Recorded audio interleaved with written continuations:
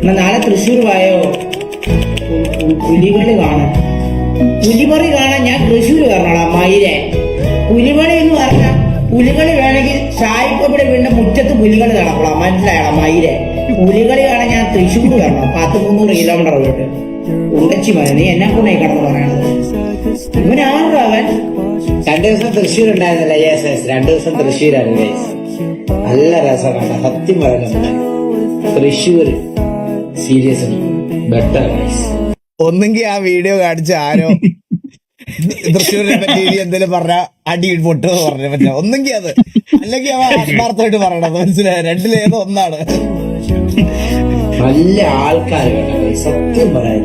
അതുപോലുള്ള ആൾക്കാരാണ് നമ്മൾ എല്ലായിടത്തും വേണ്ടത്. സീരിയസ്ലി എല്ലാ ആൾക്കാരും സംസാരിക്കുമ്പോൾ മുഖത്തൊരു ചിരിയിലൂടെ സംസാരിക്കണം.